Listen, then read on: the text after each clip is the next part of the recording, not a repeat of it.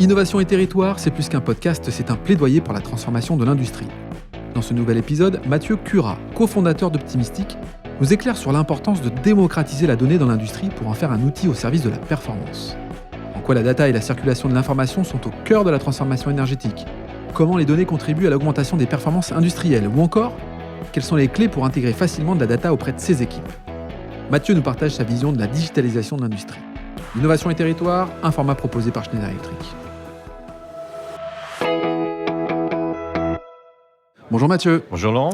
Mathieu, tu es le cofondateur d'Optimistic, un éditeur de solutions logicielles pour l'industrie. Alors nous sommes ici au MIXI, le salon dédié au mix énergétique bas carbone dans lequel s'inscrit la transition digitale dans les usines. Alors pour commencer, mieux comprendre notre sujet, est-ce que tu peux nous en dire un peu plus sur l'activité d'Optimistic ? Alors donc Optimistic, on est, comme tu l'as dit, un éditeur de solutions logicielles à destination de l'industrie, plus précisément de l'industrie de procédés. Donc on entend par industrie de procédés toutes les industries qui transforment la matière, comme la chimie, la pharma, l'agroalimentaire, la métallurgie, par exemple. Ok. Et donc nous, notre vocation, c'est de démocratiser l'usage de la donnée dans l'usine en simplifiant son utilisation pour ceux qui ont besoin de la donnée au quotidien. Bon, ça tombe bien, tu vas nous simplifier cette compréhension, en tout cas, à travers Optimistic. Alors, on constate fortement que transition énergétique va de pair avec la transition digitale. Toi qui es dans l'analyse des données, tu es au cœur de ces transformations. Finalement, en quoi la digitalisation et le traitement de la donnée mènent à la transition énergétique ? Alors, je pense qu'il y a plusieurs aspects sur ce sujet. Tout d'abord, il y a le sujet de la sobriété. Oui.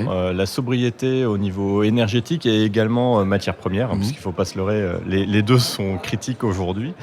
La sobriété, en fait, ça peut se travailler uniquement si on a les bonnes informations pour pouvoir prendre les décisions en temps réel dans les ateliers, pour pouvoir optimiser en fait les procédés de production et réduire en fait leur empreinte sur les consommations d'énergie et de matière. Et donc consommer ce qu'il faut pour ce qu'il y a à faire et pas plus ni moins. Voire moins. Voire moins, oui. Ouais, c'est ça. Voire moins. Et il y avait un deuxième aspect qui est, quand on parle de transition énergétique, on parle aussi de changer de manière plus radicale les manières de produire. Oui.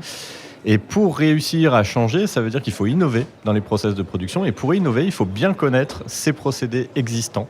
Et à ce niveau-là, la data, l'information sont également des éléments importants pour pouvoir préparer cette transition. Alors on parle d'industrie du futur finalement. Ce que je comprends, c'est que la transformation digitale dans les usines est essentielle pour justement construire l'industrie du futur. Concrètement, quelles sont les solutions que tu proposes chez Optimistic ? Alors donc chez Optimistic, on propose une solution qui s'appelle OI Analytics, qui est une solution qui va permettre déjà de collecter la donnée, de la structurer par rapport au métier de nos clients, et ensuite de la mettre à disposition des différents utilisateurs au travers d'apps métiers qui répondent à tout un tas d'usages qui sont récurrents dans les usines de nos clients.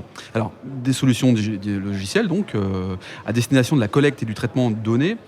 Dans quel but ? Et finalement, qu'est-ce que ces solutions apportent aux usines si on devait rentrer dans des exemples concrets ? Alors, concrètement, le premier but, c'est déjà de donner l'information pour piloter au mieux l'usine, prendre les bonnes décisions. Mais si on va un cran plus loin, le vrai sujet, c'est comment on fait pour que les équipes opérationnelles s'approprient ces solutions et soient en mesure de les utiliser au quotidien. Et là, il y a un vrai enjeu, c'est-à-dire que si on veut réellement faire cette transition digitale, c'est pas uniquement des data scientists dans un coin de l'entreprise qui vont faire de la data, mais c'est plutôt comment on démocratise l'usage de cette data, de l'opérateur, en passant par le technicien, à l'ingénieur, voire même à la direction de production. Et donc, c'est ça notre vocation chez Optimistic. Tu veux dire par là qu'on parlait de data scientists qui sont certainement essentiels, mais pas uniquement, parce que si il n'y a pas l'ensemble de l'entreprise qui a pris conscience que cette transformation finalement digitale est en marche, ça ne peut pas marcher si les équipes opérationnelles ne sont pas impliquées. C'est un peu ça l'idée. Exactement ça, c'est-à-dire que qui dit transformation ne dit pas juste une expertise à un endroit. C'est vraiment, ça transforme la manière de travailler dans l'industrie. Alors, revenons quand même sur la question principale, c'est qu'est-ce que ces solutions apportent aux usines ? Moi, j'entends souvent parler de l'augmentation de la performance industrielle. La data contribue à cela, vraiment ? Clairement, nous, on travaille sur différents axes. On va travailler aussi bien sur la qualité du produit, comment on maîtrise la qualité du produit, que sur la maîtrise de la performance du process. Et là, il y a plusieurs axes. Il y a la productivité, je dirais, qui était un sujet relativement prépondérant jusqu'à peu. Mais aujourd'hui, avec l'envolée des cours des matières premières avec l'envolée des coûts de l'énergie, mais également, je dirais, cet enjeu environnemental auquel on fait tous face, il faut bien travailler sur l'efficience des process, c'est-à-dire comment on consomme moins de matières premières, moins d'énergie. On balaye en fait l'ensemble des sujets de la performance industrielle grâce à la data. Oui, la data, la donnée. Et souvent, j'entends quand même que finalement, les données brutes ou trop de données sont parfois inutiles. C'est une réalité, ça ? C'est exactement ça. La donnée en soi n'a aucun intérêt. Aucun intérêt. Ce qui compte, c'est de l'information, métier, qui permet de prendre les décisions. Et c'est là où on intervient. Et c'est là où aussi, je dirais, il y a un point clé. C'est-à-dire, dès qu'on parle de système d'information, on imagine tout de suite des projets qui sont longs, où les ROI, du moins les retours sur investissement, arrivent 2-3 ans après. Et c'est là où nous, on cherche à changer la donne, c'est-à-dire faire des projets courts qui se comptent en quelques semaines, voire 2-3 mois, et qui permettent d'avoir des ROI rapides. Le fameux quick win, les victoires rapides, les résultats rapides. Et surtout, arriver à cette transition et cette adoption par le terrain de l'usage de la data rapidement, ce qui fait que, faut imaginer, si vous avez 2 data scientists dans un coin qui font de la data, comparé à peut-être 100 personnes qu'il y a sur le site, si vous outillez 100 personnes et que ces 100 personnes vont bénéficier de l'usage de la data, on imagine qu'on va quand même beaucoup plus vite que si on n'a que 2 personnes qui travaillent sur le sujet. Ok, donc ça c'est un peu la philosophie finalement d'Optimistic. Si exactement. Alors Mathieu, il y a quand même une donnée importante. Quand on parle de données digitales, il y a un vrai sujet qui est central autour de la cybersécurité. Quand on est une entreprise qui met en place des solutions logicielles, comme la tienne, finalement, comment on gère cette question de cybersécurité auprès de ses clients, notamment sur la question donc, des données ?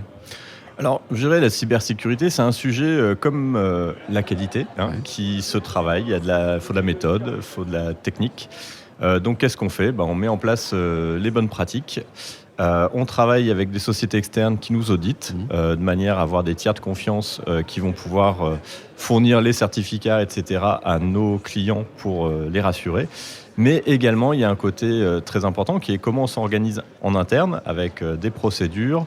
Mais également, il faut savoir une chose, c'est qu'en cybersécurité, la plupart des attaques jouent sur les facteurs humains, comme en sécurité classique dans une usine. Et donc, le travail aussi, c'est une culture autour de la sécurité de la data dans l'entreprise pour assurer les meilleurs niveaux de sécurité à nos clients. Oui, et puis que les collaborateurs, que l'homme, les femmes soient concernés finalement par le fait qu'il puisse y avoir une faille de cybersécurité parce qu'on va ouvrir un mail, on va mettre une clé USB, on va... Voilà, exactement, des bonnes pratiques sur l'usage des mots de passe et puis bien entendu de la technologie. Et ça, je dirais, nous, depuis le premier jour de l'entreprise, on a mis en place... les bonnes pratiques et on les adapte au fur et à mesure des évolutions des risques qui aujourd'hui sont clairement importants vu le contexte. Mathieu, ce que je comprends, c'est que vous êtes vraiment spécialisé sur les questions logicielles, mais finalement, plus que sur la technologie, c'est l'humain, sur les équipes opérationnelles que vous mettez l'accent. C'est indispensable aujourd'hui ? L'humain est au cœur finalement de la transformation ? Pour te répondre, Laurent, moi je viens de l'industrie. J'étais en poste opérationnel pendant une dizaine d'années dans l'industrie. Et clairement, ce qui fait la force d'une usine, ce sont les hommes, les connaissances, les compétences, les savoir-faire. Et en fait, ce qu'on fait avec la data chez Optimistic, c'est d'amener des outils, de l'information à ces hommes et ces femmes qui font la performance industrielle au quotidien dans l'usine pour qu'ils puissent faire leur travail plus vite, de manière plus efficace. Et il y a un enjeu énorme pour l'industrie aujourd'hui, c'est que les expertises métiers autour de l'industrie sont très rares. Donc la question, c'est pas de réduire le volume d'experts nécessaires, mais plutôt avec ceux qui sont disponibles, de tirer le meilleur parti de ce qui est possible de faire sur une usine. Et si on accélère le travail sur l'usage de la data pour ces hommes et ces femmes, on a gagné. C'est aussi une histoire de confort de travail ? Clairement, nous, on a des clients qui ne souhaitent surtout pas revenir en arrière après l'implémentation de nos solutions parce faut imaginer que la data dans l'usine, jusqu'à il n'y a pas si longtemps, et c'est encore le cas dans beaucoup d'usines, c'est compiler de la data, les mettre dans des fichiers Excel, passer des heures à essayer de rabooter des données qui viennent de différentes sources, etc. Et c'est un travail fastidieux qui a peu de valeur ajoutée en lui-même. Donc les équipes qui font ça, que ce soit des techniciens, des ingénieurs, si vous leur enlevez cette partie-là, ils sont ravis. Alors Mathieu, on arrive à la fin de cet épisode. Si tu avais des conseils à donner à une entreprise, à une usine qui veut se digitaliser, qui veut justement traiter sa data pour en faire finalement quelque chose qui va accélérer sa production, rendre le travail confortable, par quoi il faut commencer ? Je pense que la première chose, c'est d'envisager le projet en embarquant le terrain. Parce qu'au final, c'est eux qui vont utiliser. Et donc la question, c'est en quoi la data va leur apporter quelque chose à eux au quotidien. Écoutez ces équipes. Écouter les équipes et voir où il y a des épines dans le pied autour de ces sujets et qu'est-ce qui leur manque aujourd'hui comme information pour bien travailler. Donc ça c'est le point numéro 1. Le deuxième point, je dirais, c'est de ne pas chercher à réinventer l'eau chaude. Il y a des industriels qui cherchent à développer des solutions en interne. Ils y passent des budgets énormes, un temps infini, pour au bout de quelques années se dire on n'est pas arrivé au résultat. Regardez ce qui se fait sur le marché. Il y a des solutions qui existent en fonction de vos métiers et qui vous permettent d'aller beaucoup plus vite et d'avoir des résultats qui vont tout de suite avoir un impact à la fois sur la compétitivité de votre entreprise, mais également sur son efficience au niveau environnemental. Ça, c'est bien placé. Merci Mathieu, merci d'avoir participé à ce podcast de Innovation et Territoire depuis le MIXI, un format proposé par Schneider Electric. Merci Laurent. Si cet épisode vous donne envie d'aller plus loin, c'est l'occasion d'en parler à Antoine Chart, directeur national des ventes. Bonjour Antoine. Bonjour Laurent. Antoine, peux-tu nous dire comment passer de l'idée aux actes lorsque l'on veut se transformer ? Laurent, c'est très simple. Les sujets de transformation digitale, de décarbonation et d'électrification sont au cœur de la stratégie Schneider Electric. Et comme on a pu l'entendre dans ce podcast, l'ambition de Schneider Electric est d'accompagner les entreprises du territoire sur ces enjeux de transformation. Pour entrer en contact avec nous, rien de plus simple, le site internet www.se.com ou mon profil LinkedIn où je me ferai un plaisir de vous répondre. C'est très simple, merci Antoine. Merci Laurent.